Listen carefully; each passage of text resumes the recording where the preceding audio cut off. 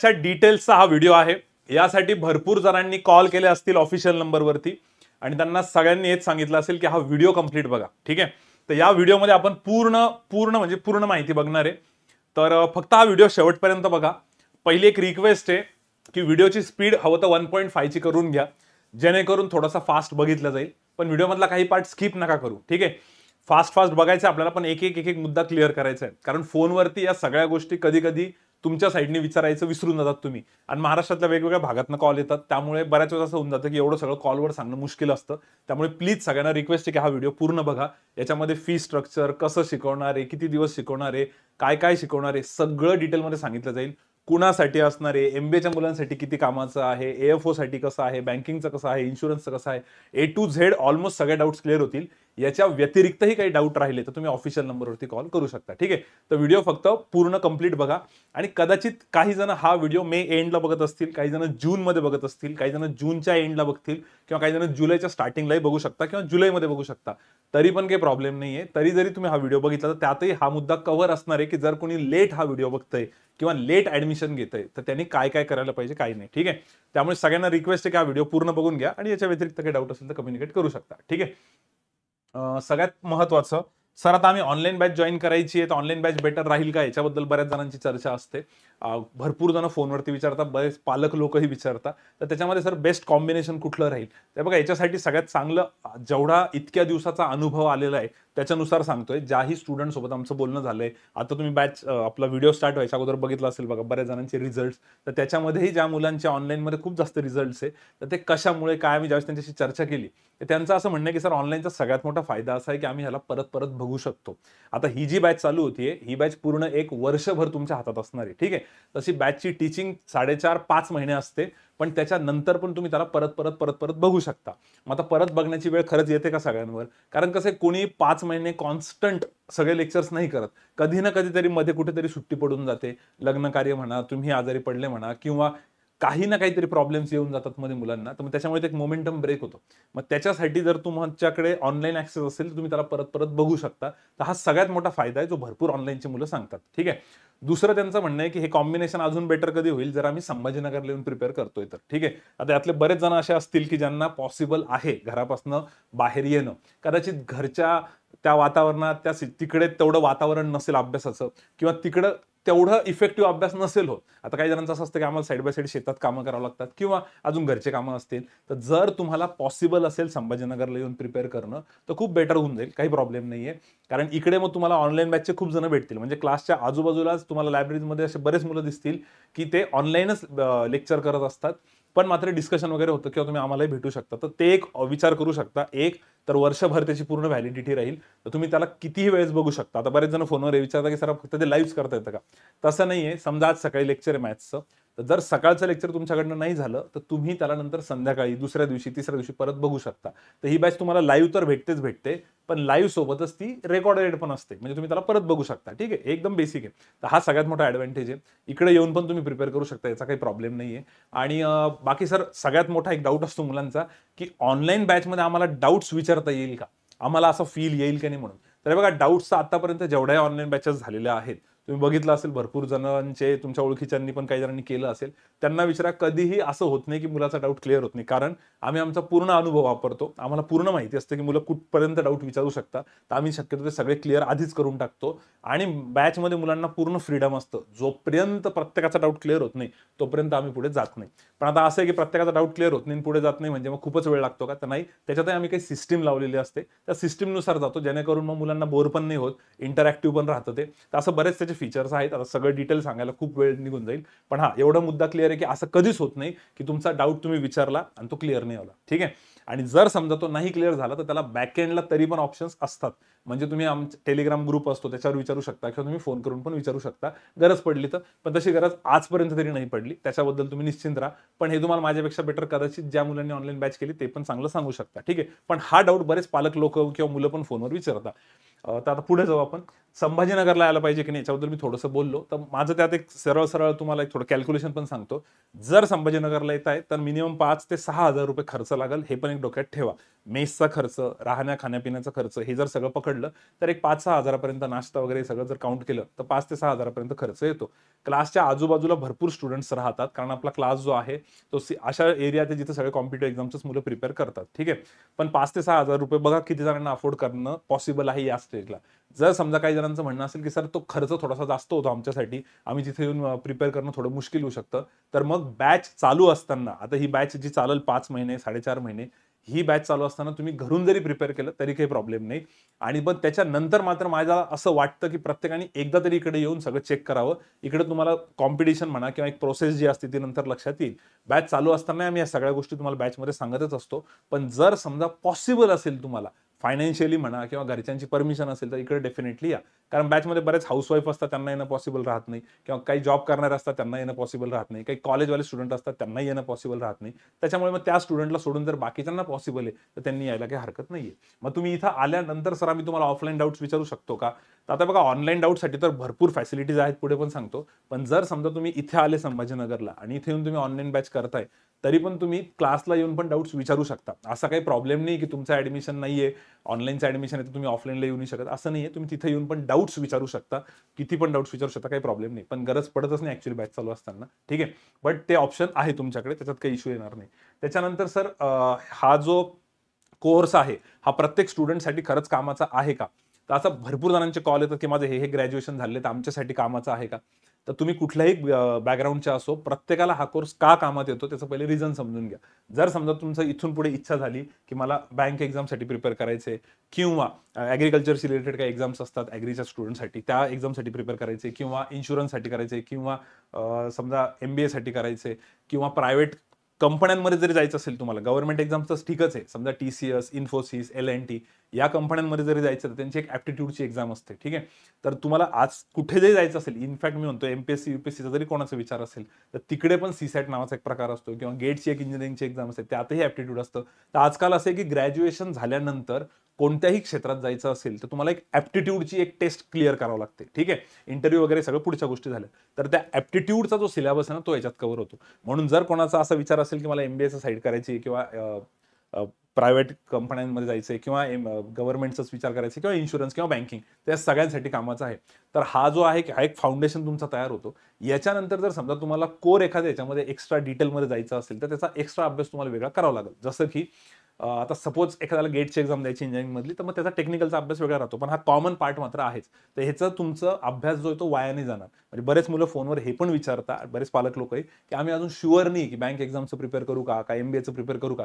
जरी तुम्ही शुअर नसले तर हा अभ्यास वाया जाणार नाही. आणि तुमच्या ओळखीतलं, तुमच्या कॉन्टॅक्टमधनं जर कोणी केलेलं असेल आधी एखाद्या सिनियर मुला मुलींनी, तर तुम्ही त्यांनाही विचारा, तेही तुम्हाला सांगतील की हे ॲप्टिट्यूड वेस्ट जाणार नाही. त्यामुळे जे मुलं कन्फ्यूज आहेत की यार आम्ही हे करू की नको, आम्हाला काही समजत नाहीये नेमकं, तर मग तुमचा ह्याच्यात 3-4-5 महिन्यांचा अभ्यास हा वेस्ट नाही जाणार. म्हणजे जसं एखादा आपण टेक्निकलचा कोर्स केलाय, तर टेक्निकलचा कोर्स केला तर कदाचित जर तुम्ही ती फील्ड चूजच नाही केली तर मग तो कोर्स एखाद्या वेळेस वेस्ट जातो, पण हा वेस्ट जाणार नाही. हे सगळ्यात पहिले क्लिअर ठेवा.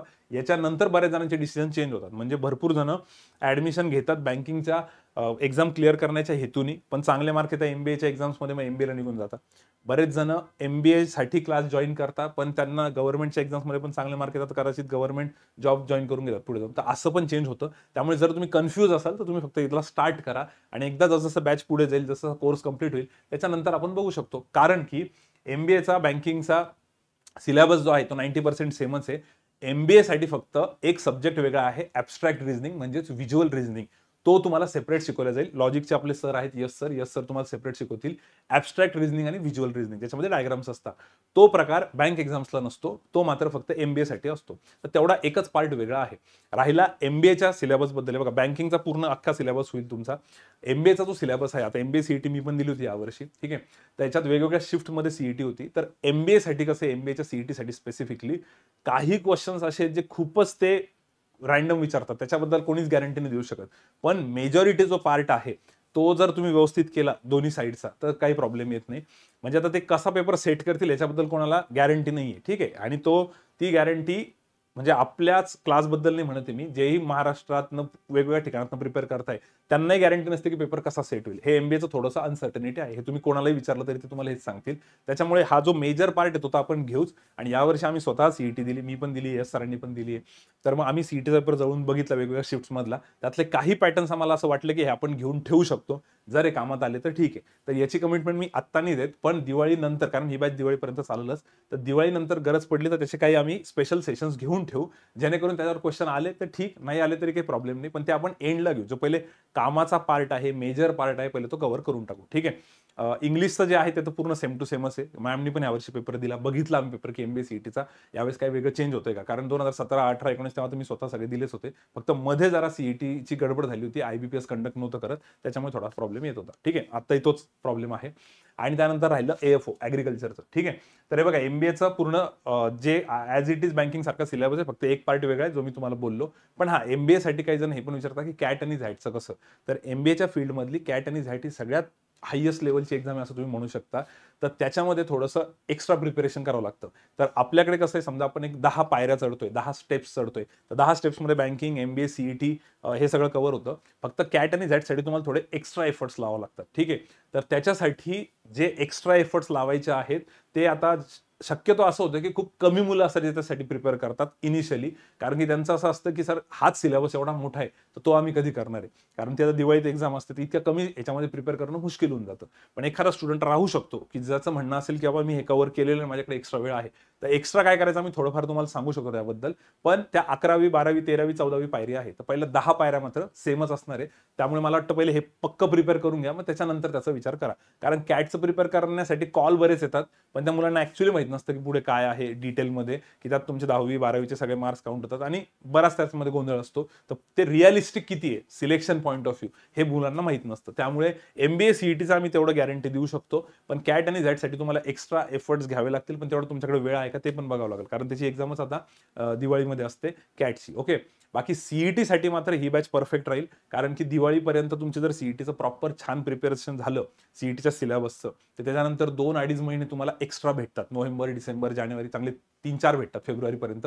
मार्चमध्ये सीईटीची एक्झाम असते, तर तिथं तुमची रिव्हिजन प्रॉपर होते. मॉक टेस्ट झाल्या, मॉक टेस्ट अनालिसिस, मग आपल्यासोबत डिस्कशन, या सगळ्या गोष्टी होऊ शकतात. त्यामुळे सीईटीसाठी ही बॅच एकदम परफेक्ट राहील, कारण की बॅच कंप्लीट झाल्यावर परत तुम्हाला जर काही तुमचं मिस झालं असेल मध्ये, बरेच जण आता कॉलेजचे फायनल इयरचे स्टुडंट असतील, तर तुम्ही त्याला परत रिपीट पण करू शकता आणि याच्यामध्ये बऱ्यापैकी तुम्हाला टाइम भेटून जातो. त्यामुळे सीईटी भले मार्चमध्ये, तर हा नका विचार करू की आपण नोव्हेंबर डिसेंबरला प्रिपरेशन स्टार्ट करू का, तर त्याच्याने प्रिपरेशन करून मग चांगले मार्क्स किंवा चांगलं कॉलेज भेटणं थोडंसं मुश्किल होऊन जातं. तर हे एकदम आयडियल टायमिंग आहे. इतका वेळ जर दिला तर बऱ्यापैकी काम होतं. जसं आता कॅटचं आहे बघा, कॅट दिवाळीला आहे, पण कॅटसाठी आत्ता चालू केलं तर मग मुश्किल आहे, कारण की तेवढा टाइम नसतो.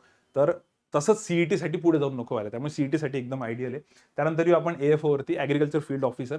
एएफओची जी एक्झाम आहे त्याच्यासाठीचा जो प्रीचा सिलेबस आहे तो पूर्ण डिटेलमध्ये कंप्लीट होऊन जातो. मेन्ससाठी मात्र जे एक स्पेशल बॅच राहील त्याची मी अनाउन्समेंट पुढच्या स्लाइडवरती करतो मेन्ससाठी. ठीक आहे. तर भरपूर जण असे आहेत की ज्यांचं म्हणणं असतं की एएफओची जी एक्झाम आहे त्याच्यावरच आम्हाला टार्गेट करायचंय. पण आजकाल असं झालेलं आहे की एएफओच्या एक्झाममध्ये पण लेवल ऑफ डिफिकल्टी थोडी वाढलेली आहे. प्रीला पण, क्वांटला, लॉजिकला, इंग्लिशला. आणि ती जर लेवल ऑफ डिफिकल्टी नीट बघितली, तर ती जर लेवल ऑफ डिफिकल्टी तुम्ही प्रिपेअर केली, तो तेवढा जर अभ्यास केला, तर तुम्हाला जनरल बँकिंगच्या पण भरपूर एक्झाम क्रॅक करता येतात. आता जे मुलं सिलेक्ट झालेले एएफओ म्हणून किंवा जनरल बँकिंगच्या एक्झाम्समध्ये, त्यांना जरी तुम्ही विचारलं तर बऱ्याच ॲग्रिकल्चरच्या स्टुडंटच्या डोक्यात हे असतं की आपल्याला फक्त एएफओ करायचं आहे. तुम्ही नीट सिनियर सोबत डिस्कस करा, एएफओच्या पेपरची लेवल विचारा. ते जर म्हटले की यार तुम्हाला एएफओची प्री क्रॅक करण्यासाठी इतका अभ्यास करावा लागतोय, तर तेवढाच अभ्यास जर तुम्ही जनरल बँकिंगच्या एक्झाम जरी दिल्या ना, तर तिकडे पण असतो. कारण एएफओची प्री म्हणजे फक्त प्री नसते, ती ऍक्च्युअली प्री प्लस मेन्स दोघांचं कॉम्बिनेशन आहे. त्याच्यामध्ये मेन्स लेवलचे पण प्रश्न असतात. ठीक आहे. त्याच्यामुळे माझं असं सजेशन आहे की जेही मुलं एएफओ साठी प्रिपेअर करताय त्यांनी जनरल बँकिंगच्या पण एक्झाम्स द्यायला पाहिजे. हे सगळं आम्ही तुम्हाला बॅचमध्ये व्यवस्थित सांगू. तसं त्याचा प्रीचा अभ्यास होईल का, तर हो, डेफिनेटली त्याचा पर्यंतचा तुमचा प्रीचा कट ऑफ निघण्या एवढा सिलेबस प्रॉपर व्यवस्थित होऊन जाईल, त्याच्याबद्दल चिंता करू नका. हे सगळं डिटेल बॅचमध्ये सांगितलं जाईल. सर मेन्सचं कसं करायचं एएफओचं, त्याचं मी पुढच्या स्लाइडवरती एक्सप्लेन करतो. ठीक आहे. त्यानंतर सगळ्यांना रिक्वेस्ट आहे, हात जोडून विनंती आहे, तुम्ही ऑनलाईन बॅच परचेस करण्या अगोदर कंपल्सरी म्हणजे कंपल्सरी कुणाकडनं तरी फीडबॅक घ्या. तुमच्या ओळखीतले जर कोणी असेल तर खूपच चांगलं होईल. पण जर तुमच्या ओळखीतलं कोणी नसेल, तर तुम्ही आता बघितलं असेल व्हिडिओ स्टार्ट होताना बरेच रिझल्ट तुम्हाला दिसत असतील, तर तुम्ही त्या रिझल्ट्सच्या अकॉर्डिंग जर तुम्हाला एसबीआय मधल्या एखाद्याशी बोलायचंय, आयडीबीआय मधल्याशी बोलायचंय किंवा आरबीआय मधल्या एखाद्या मुलाशी बोलायचंय, तर तुम्ही बोलू शकता. आमच्याकडनं तसे कॉन्टॅक्ट नंबर तुम्ही घ्या. तुम्ही ज्या पण जिल्ह्यामध्ये राहताय, लेट्स से कोल्हापूर किंवा नागपूर किंवा वॉट एव्हर जिकडे कुठे असेल, आता यवतमाळ साईडने पण भरपूर मुलं येतात, मुंबईकडचे येतात, पुण्याकडचे असतात, ठीक आहे, लातूर, बीड वगैरे कुठलाही तुम्ही नाव घेऊन टाका. जर तुम्ही त्या एरियामधला असाल ना, तर तुम्ही आम्हाला फक्त ऑफिशियल नंबरवरती फोन करा. हे ऑफिशियल नंबर आहेत की आम्हाला आम्ही समजा कोल्हापूर साईडचे, तर कोल्हापूर साईडचा एखादा सिलेक्ट झालेला जर स्टुडंट असेल आमच्या भागातला, त्याचा नंबर द्या, तर आम्ही तुम्हाला त्याचा नंबर देऊ. जेणेकरून काय होईल, तुम्ही त्याच्यासोबत बोलू शकता की बाबा तुम्ही ऑनलाईन केलं होतं, घरी बसूनच केलं होतं का तिकडे जाऊन केलं होतं संभाजीनगरला, मग तुझा अनुभव कसा होता, किंवा काय काय त्याला प्रॉब्लेम्स आले होते आणि ते कसे सॉल्व्ह करून दिले क्लासेसवाल्यांनी, कसं कसं चांगलं काय काय त्याच्या फेवरमध्ये गेलं, काय काय त्यांनी काळजी घेतली, काय गोष्टीच्या चुका झाल्या ज्या तुम्ही नको करायला, हे तुम्ही त्याच्याकडनं विचारलेलं पण जास्त बेटर राहील.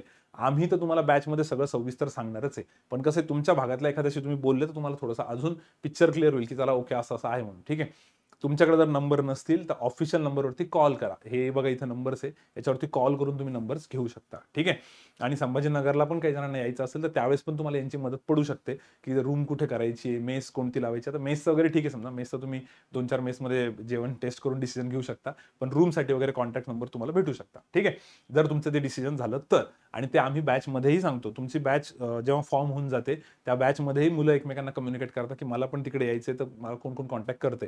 बरं, जे मुलं घरी असतात ते घरून पण एकमेकांसोबत ग्रुप बनवून डिस्कशन करू शकता. हे सगळं मी तुम्हाला बॅचमध्ये डिटेलमध्ये सांगेल. ठीक आहे, त्यामुळे ऑनलाईन स्टुडंटसाठी भयंकर ऍक्टिव्हिटीज आहे. कोणकोणत्या ऍक्टिव्हिटीज आहेत फक्त मी 2-4 पटापटा सांगून देतो.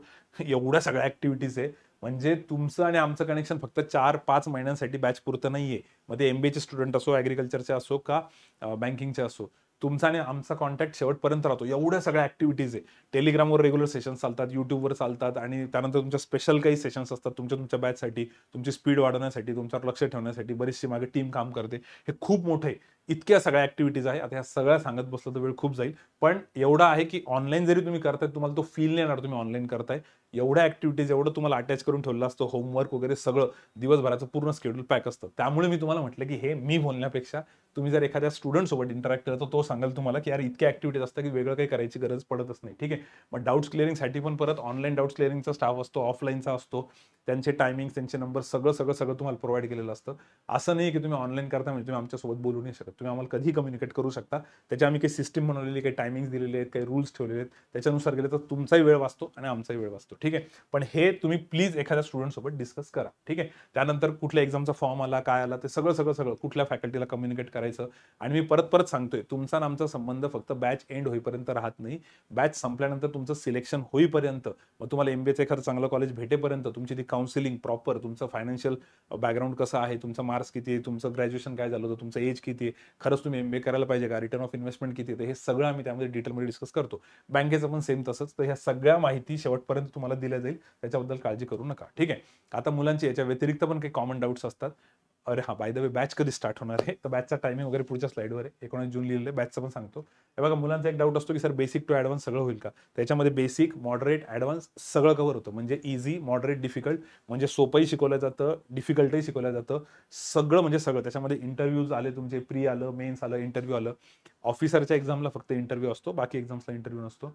प्री, मेन्स आणि इंटरव्ह्यू तीनही स्टेजेस प्रिपेअर होतात. 5 महिन्यांच्या बॅचमध्ये तुमचं प्री आणि मेन्स हे पूर्ण कव्हर होतं.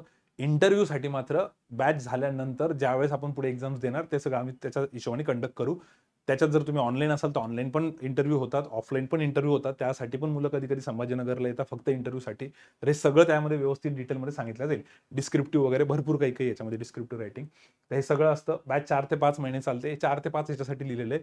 डिपेंड करतं आता यावेळेस दिवाळी आहे. आता दिवाळीच्या आपल्या आधी संपणार आहे का नंतर संपणार आहे, त्याच्यानुसार थोडासा दिवस वाढू शकतो. आपण बघू ते. पण कधीही बॅच फास्ट नाही शिकवल्या जात. सगळ्या मुलांना समजेल या हिशोबाने, या स्पीडने शिकवतात आणि पूर्ण अनुभव वापरतात की कधीच मुलांना बोर पण नाही होत आणि मुलांना असंही नाही होत की यार खूप फास्ट घेत आहे. बरोबर स्पीड मेंटेन केलं जाते. त्याच्या टेक्निक्स आता इतक्या दिवसात आम्ही त्या डेव्हलप केलेल्या आहे बरोबर मुलांसोबत कम्युनिकेट करून. पण याच्यामध्ये मुलांचाही सपोर्ट लागतो, त्यांनाही कंटिन्युअस आमच्यासोबत इंटरॅक्टिव्ह राहावं लागतं. तर हे सगळं मी बॅचमध्ये सांगेलच, पण तुम्ही एकदा प्लीज हा फीडबॅक घ्या मुलांकडनं, कारण भरपूर मुलांची अशी फीडबॅक आहे, सर आम्ही तुमची ऑनलाईन बॅच केली आहे SSAची, पण तसा फील खूपच वेगळा आला. आता बऱ्याच जणांनी अनअकॅडमी वगैरे नॅशनल लेवलवरचे काही प्लॅटफॉर्म आहेत हिंदीवाले त्यांच्याकडनं केलेली असते, पण त्यानंतर त्यांच्यात आणि ह्याच्यात खूप जमीन आसमानचा फरक आहे. त्याच्यामुळे म्हटलं मी की तुम्ही एकदा ना फीडबॅक घ्या.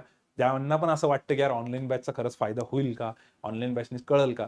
आम्हाला पण स्वतः पहिले डाऊट होता ज्यावेळेस आम्ही ऑनलाईन स्टार्ट केलं कोविडमध्ये, की याच्याने तेवढं इफेक्टिव्ह होईल की नाही म्हणून. आता कॅमेऱ्यासमोर मी बोलतोय, कोणीच नाही तर तरी मी एवढं सगळं डिटेल बोलतोय, तर ते असं वाटायचं की तो फील येईल का, समोर मुलं पाहिजे, चेहरे पाहिजे. पण तसं नाही झालं. नंतर नंतर मुलांना याचे ॲडव्हान्टेजेस कळाले, कारण हा बॅचचा जो कोर्स आहे हा खूप मोठा नाहीये. समजा आता हे 2 वर्षाचा जर मोठा 11वी-12वी सारखा कोर्स असता तर कदाचित ऑनलाईन बोर झालं असतं, पण हे 5च महिन्यांचे आणि विशेष म्हणजे मुलांना हे परत परत बघावं लागतं, कारण ग्रॅज्युएट झालेली मुलं आहेत तर त्यांना कंपल्सरी पूर्ण टाइम भेटत नाही. मध्ये काही ना काहीतरी फॅमिली फंक्शन्स मी ज्या आधी बोललो थोडासा ब्रेक पडू शकतो, त्यामुळे हे खूप इफेक्टिव्ह आहे. म्हणून तुम्ही ऑनलाईनचा विचार थोडा व्यवस्थित करा आणि नुसतं मी म्हणतोय म्हणून नाही, प्लीज तुम्ही कोणाला तरी कम्युनिकेट करा, कारण याच्यात फीसही तुमची बऱ्यापैकी सेव्ह होते, बऱ्यापैकी कमी फीसमध्ये होऊन जाते. ठीक आहे. आता पुढे बॅच शिफ्ट. याच्यामध्ये बघा 1 वर्षभर तुम्हाला पूर्ण व्हॅलिडिटी असते. 19 जून पासनं पुढच्या 19 जून पर्यंत राहील. म्हणजे 19 जून 2024 ते 19 जून 2025 अशी 1 वर्ष कंप्लीट ह्या बॅचची तुमच्याकडे व्हॅलिडिटी असणार आहे. ठीक आहे. म्हणजे बॅच तर 5च महिने चालेल जूनपासनं, पण त्याच्यानंतर पण तुम्ही त्याला परत परत बघू शकता. त्याच्यानंतर मात्र तुमच्या ॲपमध्ये ही बॅच तुम्हाला दिसणार नाही. ठीक आहे. Androidवरतीच चालते ही, iPhoneवरती नाही चालणार, Androidवरतीच चालेल. ठीक आहे. लेट ॲडमिशन असेल तर, जरी तुमचं लेट ॲडमिशन असेल तरी काही प्रॉब्लेम नाहीये. लेट ॲडमिशन जरी असलं तर पहिला जो पार्ट आहे मिस झालेला तो तुम्ही परत रेकॉर्डेड बघू शकता. आणि त्यात स्पेसिफिकली जे मुलं लेट ॲडमिशन घेत आहेत त्यांनी मॅथ्सपासून चालू करायचं, कारण मॅथ्सचे पहिले जे 12 लेक्चर्स आहेत ते सगळे कनेक्टेड एकमेकांसोबत. रिझनिंगचं असं आहे की प्रत्येक टॉपिक डिफरंट आहे, त्याच्यामुळे रिझनिंगमध्ये तुम्ही जंप जरी मारली पुढच्या टॉपिकवर तरी प्रॉब्लेम येत नाही. ते इंडिपेंडंट टॉपिक आहे. पहिल्या टॉपिकचं दुसऱ्यासोबत कनेक्शन नाही, दुसऱ्याचं तिसऱ्यासोबत नाही, तिसऱ्याचं चौथ्यासोबत नाही. ठीक आहे. तरी जर तुमचा ॲडमिशन लेट असेल तर हा व्हिडिओ पूर्ण बघून घ्या आणि त्यावेळेस एकदा कम्युनिकेट करा. किती दिवस लेट आहे? 5 दिवस लेट आहे, 10 दिवस लेट आहे, 15 दिवस लेट आहे, महिनाभर लेट आहे. बरेच मुलं 1 महिना लेट ॲडमिशन घेऊन पण हे सगळं कव्हर करतात. पण कव्हर करण्यासाठी प्रॉपर त्याची स्ट्रॅटर्जी, त्याचा सिक्वेन्स, त्या लेक्चर्सची प्लॅनिंग आम्ही सगळी तुम्हाला करून देतो. तर तुम्ही हा व्हिडिओ जर 1 महिना लेट बघत असाल आणि तुमचा विचार असेल तर एकदा मला त्यावेळेस कम्युनिकेट करा. ऑफिशियल नंबरवरून तुम्हाला माझा नंबर भेटेल. मी तुम्हाला सांगून देईल की कोणकोणत्या लेक्चरला कसं कसं बघायचंय, किती होमवर्क करायचंय, कसं करायचंय, सगळं डिटेलमध्ये राहील. ठीक आहे. ओके. बॅच शिफ्ट मात्र होत नाही ॲट एनी सर्कमस्टन्सेस. हे मात्र एकदम क्लिअर राहू द्या. समजा असं झालं की सर मी ॲडमिशन घेतलं पण मी 2 महिने बॅच केलीच नाही, तर मग मला बॅच वेगळी दुसरी काही भेटेल का? तर दुसरी बॅच नाही भेटत. हे वर्षभर 12 महिने व्हॅलिडिटी असते. जरी तुमचे पहिले 2 महिने गेले तर तुम्ही पुढच्या 10 महिन्यामध्ये याला कव्हर करू शकता. पण मग सगळी बॅच रेकॉर्डेडच करावं लागेल का? त्याच्यात काही काही गोष्टी ज्या एकमेकांवर डिपेंड नसतात. जर समजा एखाद्याचं झालं तसं 15 दिवस ब्रेक पडला, आजारी पडला किंवा लग्नकार्य असेल किंवा घरचे काही इश्यू असतील, समजा काही इमर्जन्सी आली असेल, 15 दिवस लेक्चर नाही झाले, ते असं नाही की 15 दिवसाचंच कव्हर करायचंय. मग आम्ही तुम्हाला 16व्या दिवसापासून जे चालू होणार आहे त्याच्यातल्या पण काही गोष्टींना जॉईन करायला लावू ज्याच्यावरती डिपेंडन्सी नसेल. ते बरोबर आम्ही तुम्हाला व्यवस्थित सांगू. आम्हाला माहिती असेल कोणता टॉपिक चालू आहे. फक्त तुमचं काम आहे की जर तुमचा कधी ब्रेक पडला तर बॅच तर शिफ्ट नाही होणार, पण ब्रेक जर तुमचा पडला तुम्ही आम्हाला कम्युनिकेट करा. तुमचं काम आहे की आम्हाला एकदा फोन करणं. ठीक आहे. त्या टीचरला मग ते आम्ही तुम्हाला सगळं सांगू. सगळ्या टीचरचे नंबर, कॉन्टॅक्ट्स वगैरे सगळं तुम्हाला भेटून जाईल. त्याची काळजी नका करू. जशी बॅच स्टार्ट होईल तशी. तर बॅच कधी स्टार्ट होती बघा, 19 जून. ठीक आहे. 19th जूनला चालू होती बॅच. 4 तासांचं तुमची बॅच राहील ऑलमोस्ट. मी ब्रेक वगैरे पकडून सांगतोय. पण जर का व्यवस्थित बघितलं तर 3.5 तासांची बॅच आहे. 10 ते 11 सकाळी इंग्लिशचं लेक्चर राहील. संभाजीनगरच्या ऑलमोस्ट मॅक्झिमम मेस 11 वाजता स्टार्ट होता आणि मुलांचं असं असतं की बाबा गरम गरमच खायला भेटलं पाहिजे. त्यामुळे 11 वाजता आम्ही थोडासा ब्रेक देतो मुलांना जेवायला जेवायला जाण्यासाठी. 11 ते 11:45 45 मिनिट्स इनफ असतात. मोस्टली मुलांची मेस, त्यांची रूम आणि त्यांची लायब्ररी जी काय ते लावतील लायब्ररी ते सगळ्या जवळच असतात. रूम कधी कधी दूर असते, पण लायब्ररी आणि मेस मुलांची जवळच असते. त्यामुळे 45 मिनिट्स इनफ असतात. तर 10 ते 11 इंग्लिशचं लेक्चर राहील. 12:15 ते 12:45 1 तास रिझनिंगचं लेक्चर राहील आणि 1 ते 2:30 हे 1.5 तास मॅथ्सचं लेक्चर राहील. असे तुमचे रेग्युलर लेक्चर होतील. टायमिंग मोस्टली असेच असतात पूर्ण आठवडाभर. सोमवार ते शुक्रवार 5 दिवस तर लेक्चर होतातच होता. शनिवारी मॅथ्स आणि रिझनिंगचं लेक्चर कधी असतं कधी नसतं. इंग्लिशची मात्र टेस्ट असते. बाकीच्या सगळ्या डिटेल्स टेस्टच्या वगैरे मी तुम्हाला बॅचमध्ये सांगून देईल कसं कसं असतं, टॉपिक वाईज टेस्ट वगैरे वगैरे सगळं. पण एखाद दिवशी जर टायमिंग चेंज होणार असेल तर थोडासा स्लाइट चेंज होतो, पण मेजर चेंज होत नाही. हा सगळा यांच्याच अवतीभोवती राहतो. ठीक आहे. एकदम तुमचं संध्याकाळी 6 नंतर लेक्चर घेतलं किंवा एकदम सकाळी घेतलं असं जनरली होत नाही. खूप एखादी इमर्जन्सी असेल तर ते पण बॅचमध्ये तुम्हाला आयडिया येऊन जाईल. तर आता याच्यामध्ये 3 सब्जेक्ट शिकवले जाईल, मॅथ्स, लॉजिक आणि इंग्लिश. ठीक आहे. मॅथमॅटिक्स मी स्वतः शिकवणार आहे, इंग्लिश फाते मॅडम शिकवतील, लॉजिक यस सर शिकवतील. या तीनही सब्जेक्टची मिळून फीस आहे 12,000 ₹12,000. याच्यामध्ये रिफंड कुठल्याही पद्धतीचं होत नाही आणि कुठलीही इन्स्टॉलमेंट नाही आहे, कारण याची जी लिंक तयार केलेली असते ती डायरेक्ट आता तुम्हाला पेमेंटच्या लक्षात येईल बँककडनं आलेली आहे, त्याच्यामध्ये आम्ही एडिट नाही करू शकत. ठीक आहे, पुढच्या स्लाइडवर तुम्हाला कळेल. तर 12,000 रुपये फीस आहे. ही फीस तुम्हाला बॅच स्टार्ट व्हायच्या आधी भरावं लागते, पण याच्यात कुठल्याही पद्धतीचं रिफंड होत नाही. म्हणून माझी सगळ्यांना रिक्वेस्ट आहे की रिफंड होत नाही तर तुम्ही काय करू शकता, बॅच घेण्या अगोदरच कम्युनिकेट करा. फीस कशी भरायची, काय भरायची मी ते पुढच्या स्लाइडवरती सांगतोच तुम्हाला, पण याच्यासाठी एकदा कम्युनिकेट करून घ्या, म्हणजे तुम्ही पूर्ण खात्री पाहिजे तुम्हाला. ठीक आहे, कारण बऱ्याच जणांनी काही ऑनलाईन कोर्सेस ऑल इंडिया प्लॅटफॉर्मवरती घेतात आणि नंतर मग त्यांना ते कळत नाही असं त्यांची कंप्लेंट असते, पण इकडं मात्र तसं होत नाही. ठीक आहे, त्याच्यामुळे तुम्ही एकदा याचा फीडबॅक घ्या, तर तुम्हाला मुलं तेवढं क्लिअरली सांगतील की अरे हो, आम्हालाही वाटत होतं की ऑनलाईन डाऊट्स क्लिअर होतील की नाही, पण हे या पद्धतीने घेतात. तुम्ही एकदा प्लीज विचारून घ्या. त्यानंतर वन सब्जेक्ट, आता काही स्टुडंट असे असतात की ज्यांनी ऑलरेडी कुठेतरी अनअकॅडमी वगैरे केलेले आणि त्यांना मग एकच विषय लावायचा असतो, किंवा त्यांचा इंग्लिशच वीक आहे किंवा मॅथ्सच वीक आहे किंवा लॉजिकच वीक आहे, तर ते एका विषयाची 6,000 असते. पण मला वाटतं व्हिडिओ बघणारे मॅक्झिमम स्टुडंट्स नवीन असतील तर त्यांनी याचाच विचार करावा. ठीक आहे, त्यानंतर ॲग्री मेन्सचं, हां मी जे बोललो होतो ॲग्रिकल्चरच्या मेन्ससाठी 2,000 असणार आहे फीस. आता याच्यामध्ये काय काय असणार आहे, तर ॲग्रीचे सब्जेक्ट्स भरपूर असतात. तर कोणता सब्जेक्ट म्हणजे तुमचं सॉईल सायन्स झालं, हॉर्टिकल्चर झालं, जे काय असेल एवढं सगळं डिटेलमध्ये आहे. तर त्याच्याबद्दल आपले सचिन सर आहेत ॲग्रीचे, ते तुम्हाला याच्याबद्दल डिटेलमध्ये सांगतील. आज आम्ही हा जो व्हिडिओ रेकॉर्ड करतोय, आज आहे 23 मे, 23 मे. मला वाटतं या संडेला एक 26-27 मे पर्यंत ना ॲग्रिकल्चरचा मेन्सचा व्हिडिओ येऊन जाईल. ठीक आहे, तो तुम्हाला आपल्या SSAच्या टेलिग्राम चॅनलवर भेटेल, किंवा SSA ॲग्री म्हणून एक स्पेशल चॅनल आहे यूट्यूबला, SSA ॲग्री. तुम्ही एवढं जरी चेक केलं तर त्याच्यावरती पण हा सरांचा डिटेलचा व्हिडिओ भेटेल, किंवा जर तुम्हाला व्हिडिओ नाही सापडला तर तुम्ही या नंबरवरती कॉन्टॅक्ट करून ॲग्री मेन्सचा व्हिडिओ बघू शकता. आणि तो व्हिडिओ बनल्यानंतर आम्ही या व्हिडिओच्या डिस्क्रिप्शनमध्ये पण त्याची लिंक देऊन टाकू, याच्या डिस्क्रिप्शनमध्ये, याच्या कमेंट्समध्ये. तर त्याच्यामध्ये सर तुम्हाला ॲग्रीच्या मेन्सचं किती दिवस लागणार आहे सिलेबसला, किती टीचर लोक शिकवणार आहे, कारण ॲग्री शिकवणं एका टीचरचं कामच नाही, कारण एवढे सगळे सब्जेक्ट्स आहेत. तर ते कोणकोणते टीचर शिकवतील, कसं शिकवतील, टेस्ट कशा राहतील, नोट्स कशा राहतील, रेग्युलर लेक्चर्स कसे राहतील, दिवसाला किती राहील, रिव्हिजन कशी करायची, लेक्चरचा टायमिंग काय राहील, कुठल्या प्लॅटफॉर्मवरती शिकवणार आहे, डिजिटल बोर्डवर राहील, हे सगळं तुम्हाला डिटेलमध्ये सांगतील. ठीक आहे, तर ॲग्री मेन्सचा एक स्पेशल व्हिडिओ येईल, त्याचं 2,000 फीस राहील. आता याच्यामध्ये मागच्या वर्षी काही मुलांनी ॲग्री मेन्सचा आपली बॅच घेतली असेल, त्या मुलांना हा कोर्स डायरेक्टली ॲड झालेला असेल, त्यांना आम्ही या बॅचमध्ये ॲड करू, कारण त्यांनी मागच्या वर्षी ॲडमिशन घेतलं असेल ॲग्रीच्या मेन्ससाठी. पण समजा काही कारणास्तव जर मेन्स नसेल क्लिअर झाली, ठीक आहे, तर ते ह्या वर्षी पण पूर्ण तो कोर्स घेऊ शकतात. त्यात सर त्यांना कम्युनिकेट करून त्यांना ॲड करतील, त्याच्याबद्दल तुम्ही निश्चिंत राहा. पण जे कोणी नवीन स्टुडंट्स आहेत ते आता हा 2,000चा कोर्स एक्स्ट्रा घेऊ शकता, कारण याच्यामध्ये तुमचं फक्त प्री कव्हर होतंय इकडे. ठीक आहे, आणि इकडे तुमचं मेन्स. तर आता बऱ्याच जणांचं असं राहील की सर ह्या दोन्हींचा आम्हाला सेपरेट घ्यायचं असेल का एकत्र घ्यायचं, तर तुमच्याकडे दोन्ही ऑप्शन्स आहेत. ठीक आहे, तर याचा व्हिडिओ जो आहे तो SSA ॲग्रीवरती किंवा याच्या डिस्क्रिप्शनमध्ये तुम्हाला काही दिवसात भेटून जाईल. त्याच्याबद्दल पण तुम्ही सगळी क्लॅरिटी ठेवा की किती सब्जेक्ट्स आहे, कोण कोण शिकवणार आहे, कसं शिकवणार, कारण ते एकाच टीचरचं कामच नाही आहे. तर ते सर तुम्हाला सगळं डिटेलमध्ये एक्सप्लेन करतील. ठीक आहे, सो आय होप हे सगळ्यांना क्लिअर असेल. ॲग्रीमेंट्स, बरं सर, ज्या मुलांनी ऑलरेडी, आमचे काही मित्र आहेत, असं काही जणांचं असू शकतं, आमचा कॉलेजचा ग्रुप आहे बाबा, पण आम्हाला फक्त मेन्सचं करायचं होतं, कारण आम्ही प्री मागच्या वर्षीच केली होती, ऑनलाईन केलं होतं किंवा सेल्फ केलं होतं, तर ते पण परचेस करू शकता, काही प्रॉब्लेम नाही. किंवा आपल्याही क्लासचे काही जुने स्टुडंट असतील, त्यावेळेस त्यांनी फक्त हे केलं असेल, तेही विचार करू शकता. ठीक आहे, पण ॲग्रीची जर तुम्ही प्रीचा अभ्यास करताय तर त्याची लेवल भरपूर जास्त वाढलेली आहे आता, आणि त्या लेवलने तुमचं जनरल बँकिंगचं पण होईल, हेही लक्षात ठेवा. हे सगळं मी तुम्हाला क्लासमध्ये पण व्यवस्थित सांगून देईल, सुरुवातीलाच क्लिअर करून देईल. ठीक आहे, बाकी अभ्यास कसा मॅनेज करायचा, कसा नाही, दिवसाचं, आठवड्याच्या शेवटी, तुमच्या प्रत्येक टॉपिकच्या शेवटी तुम्हाला एक शेड्यूल दिला जातो की कसं कसं करायचं, ते सगळं तुम्हाला बॅचमध्ये सांगितलं जाईल, त्याबद्दल निश्चिंत राहा. मग आता आपण सगळ्यात मेन पार्टवरती येऊन जाऊ आता, ज्याच्यासाठी बऱ्याच जणांचे कॉल येतात की सर आम्हाला ॲडमिशन घ्यायचं आहे, पण पेमेंट कसं करायचंय, प्रोसेस काय आहे पेमेंटची तेवढी सांगा.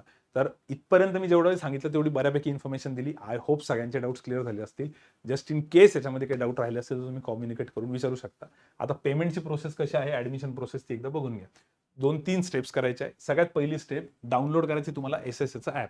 SSAच्या ॲपची लिंक तुम्हाला डिस्क्रिप्शनमध्ये भेटून जाईल, या व्हिडिओच्या डिस्क्रिप्शनमध्ये, किंवा सरळ तुम्ही प्ले स्टोअरवरती जरी गेले, SS आणि S सर्च केलं तर तुम्हाला हा लोगो आणि SSAचा ॲप सापडून जाईल. याला जरी तुम्ही डाउनलोड केलं तरी काम होऊन जातं. ठीक आहे, सगळ्यात पहिली स्टेप आहे, तुम्हाला ॲप डाउनलोड करायचं आहे.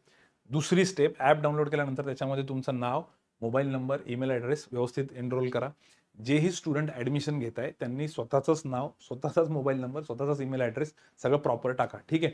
त्याच्यामध्ये ॲज अ पेरेंट म्हणून लॉग इन नका करू, ॲज अ स्टुडंट म्हणून लॉग इन करा. ठीक आहे. तिथं काही जणांची गडबड होते. So clear. पहिली गोष्ट ॲप डाउनलोड करा. दुसरं तुमचं नाव, मोबाईल नंबर वगैरे टाका. नाव पूर्ण टाका. मोबाईल नंबर पण शक्यतो नाही 100% तोच टाका ज्या याच्यावरनं तुम्ही बॅच घेणार आहात, तोच मोबाईल नंबर टाका. ठीक आहे. आणि तिसरं, पेमेंट कसं करायचं. पेमेंटसाठी हा व्हॉट्सॲपचा नंबर आहे. या नंबरला तुम्हाला फक्त एक मेसेज करायचा आहे की सर मला पेमेंट करायचं आहे 19 जूनची जी बॅच चालू होती त्याच्यासाठी. त्या बॅचचं नाव आहे B3 online batch. B3 online batch. Okay. So B3 online batch एवढं जरी लिहिलं त्याचं पेमेंट करायचं तर सर तुम्हाला एक लिंक प्रोव्हाइड करतील. तर सिम्पल, ॲपमध्ये तुम्हाला कुठलंही पेमेंट करायचं नाही. ॲपमध्ये फक्त ॲप डाउनलोड करायचे, लॉग इन करून ठेवून द्यायचे. पेमेंटसाठी तुम्हाला नॉर्मल व्हॉट्सॲपवरती जायचं आहे, त्या नंबरला मेसेज करायचा आहे की सर मला पेमेंट करायचं आहे, लिंक पाठवा. सर लिंक पाठवतील तुम्हाला. ठीक आहे. आणि पेमेंटची लिंक आल्यानंतर त्याचा मी एक डेमो तुम्हाला दाखवून देतो. पेमेंटची लिंक येईल, तिथं चेक करून घ्यायचं असं लिहिलेलं आहे का, प्रॉपर तिथं लिहिलेलं असेल शुभम सर्स अकॅडमी SSS B3 जून 2024 ऑनलाईन बॅच. ठीक आहे. हे असं प्रॉपर दिलेलं असेल, हे सगळं तुम्हाला तिथं दिसेल. याच्यावर फक्त नेक्स्टवर क्लिक करायचं आहे. नेक्स्टवर क्लिक केल्यावर 12,000 अमाऊंट प्रिंटेड असते, त्याला आपण एडिट नाही करू शकत ना, तुम्ही एडिट करू शकता ना आम्ही एडिट करू शकतो. तिथं स्टुडंटचं नाव टाकायचं, तुमचं पूर्ण नाव, तुमचा ईमेल ॲड्रेस, तुमचा मोबाईल नंबर. याच्यावर पेवर गेल्यानंतर हे असे ऑप्शन्स ओपन होतील. गुगल पे किंवा फोनपे, शक्यतो गुगल पे करून टाका जेणेकरून काम सोपं होईल, किंवा फोनपे, गुगल पे किंवा फोनपे. पण बाकी वॉलेट पेमेंट किंवा तुमचं नेट बँकिंग किंवा बाकीचं शक्यतो वापरू नका. ठीक आहे. नेट बँकिंग किंवा कार्ड वगैरे ही सिस्टीम नका वापरू. कार्डला थोडे चार्जेस लागतील, थोडा फटका बसेल त्याच्यावरती, तर ते नका वापरू. गुगल पे आणि फोनपे जर केलं तर 12,000 रुपयावरती यांचं कन्व्हिनियन्स चार्जेस जे असतात ते 7 रुपये असतात. तर तुमचं टोटल अमाऊंट येईल 12,007 रुपये. ठीक आहे. याच्यापेक्षा जास्त कोणतेही चार्जेस लागणार नाही. याच्यामध्ये तुमचा GST जो आहे 18% तो इन्क्लुडेड आहे. याच्यावरती तुम्हाला काही वेगळे पैसे भरायची गरज नाही. तर बॅचची फीस जर 12,000 आहे, तुम्हाला 12,000च भरावं लागेल. फक्त एक 7-8 रुपये मी बोललो ते आहेत. पण जर तुम्ही कार्ड पेमेंट वगैरे केलं तर कदाचित चार्जेस जास्त लागेल. ते तिथं लिहून येतात पेमेंटच्या अगोदर, तेवढं बघून घ्यायचं. पण शक्यतो ते नका करू. गुगल पे, फोनपे करा, ते सोपं राहील. ठीक आहे. ते बघा, एकदा परत मी रिपीट करतो प्रोसेस, तुम्हाला काय काय करायची आहे. तुम्हाला या नंबरला व्हॉट्सअपला मेसेज करायचा आहे, म्हणजे तुम्हाला लिंक पाठवतील. त्या लिंकवरती हे सगळं लिहिलेलं असेल, हे बघून घ्या तुम्ही, म्हणजे तुम्हाला क्रॉस चेक होईल की आपण बरोबर करतोय. त्याच्यानंतर हे सगळं डिटेल्स भरायच्या. गुगल पे, फोनपे एवढीच फीस राहील, याच्यापेक्षा जास्त राहणार नाही, इन्क्लुडिंग GST. वेगळी अमाऊंट नाही आहे. मग सर त्याच्यानंतर आता बॅच तुमची चालू होणार आहे B3 ऑनलाईन 19 जूनला. 19 जून तर बरोबर एक दिवस अगोदर 18 जूनला. ठीक आहे. 18 जूनला ट्यूजडे आहे. ठीक आहे. 18 जूनला मंगळवार आहे, तर मंगळवारी संध्याकाळी 6 वाजेपर्यंत तुमची जी SSS ॲप आहे त्याच्यामध्ये तुम्हाला बॅच दिसून जाईल, बॅच शो होऊन जाईल. आणि बॅचमध्ये तुम्हाला तिन्ही सब्जेक्टच्या बॅचेस दिसून जातील. अनाउन्समेंट सेक्शन किंवा नोटीस बोर्ड असं तिथं नाव असणार आहे, त्याला मात्र चेक करा. त्या नोटीस बोर्डमध्ये आम्ही दुसऱ्या दिवशीचा टाइम वगैरे सगळं टाकून देऊ. ठीक आहे. बॅचचा टाइम तसा मी तुम्हाला सांगितला ऑलरेडी, पण मी परत का बरं बोललो, कारण की ना पहिल्या दिवशी जर कदाचित तीनही सब्जेक्टचे लेक्चर नाही झाले तर पहिल्या दिवशी फक्त आपण एका सब्जेक्टचं पण लेक्चर घेऊ शकतो. कशामुळे, कारण तुम्हाला सगळं इंट्रोड्यूस करून द्यावं लागेल, सगळे डिटेल्स सांगावं लागतील की कसं आपले सिस्टीम चालणार आहे, काय तर बँकेची पूर्ण माहिती, MBAच्या कोर्सची माहिती, ॲग्रिकल्चरची कोर्सची माहिती. तर कदाचित पहिला जो दिवस असेल तुमचा 19 जून, त्या दिवशी कदाचित एकच लेक्चर होऊ शकतं तुमचं मॅथ्सचं. ठीक आहे, पहिल्या दिवशी. मग दुसऱ्या दिवसापासून मात्र सगळे सब्जेक्ट चालू होऊ शकतात. आता ते आम्ही त्यावेळेस डिसाईड करतो कसं आहे, काय आहे, किंवा मग टायमिंग थोडासा आम्ही चेंज करू. 10 वाजता पहिलंच लेक्चर करायचे, मॅथ्सचं घेऊन टाकू, असं पण होऊ शकतं. ठीक आहे. ओके. तर अनाउन्समेंट सेक्शन चेक करायचं तुम्हाला. तोपर्यंत तुम्हाला बॅचमध्ये काही दिसणार नाही. समजा काही मुलांनी 10 जूनला ॲडमिशन केलेलं आहे, तर सर आम्हाला ॲपमध्ये काहीच दिसत नाही, तर सगळ्यांना 18 जूनला एक दिवस अगोदरच दिसणार आहे. मग सर आम्ही हे पेमेंट करायचं कधी, काय तुमचं काय मत आहे? बघा, सगळ्यात शेवटच्या टप्प्यामध्ये तर नका करू. 19 जूनला आहे तर एक 15 जूनच्या आसपासच तुम्ही क्लिअर राहिलेलं बरं राहतं, म्हणजे तो शेवटी टेन्शन राहणार नाही. कारण पेमेंट करून मग ह्या ज्या फॉर्मॅलिटीज आहे, आता तुमचं पेमेंट झाल्यानंतर तुम्हाला फक्त एक स्क्रीनशॉट पाठवून द्यायचं आहे सरांना. ठीक आहे. व्हॉट्सअपच्या नंबरला एक सेफ साईड फक्त, तसं तर आमच्याकडे पूर्ण रेकॉर्ड राहतच. आणि तुमचं नाव, मोबाईल नंबर पाठवायचा आहे. तर या सगळ्या गोष्टी तुम्ही आधी आरामात करून ठेवलेल्या जास्त बेटर राहतील. ठीक आहे.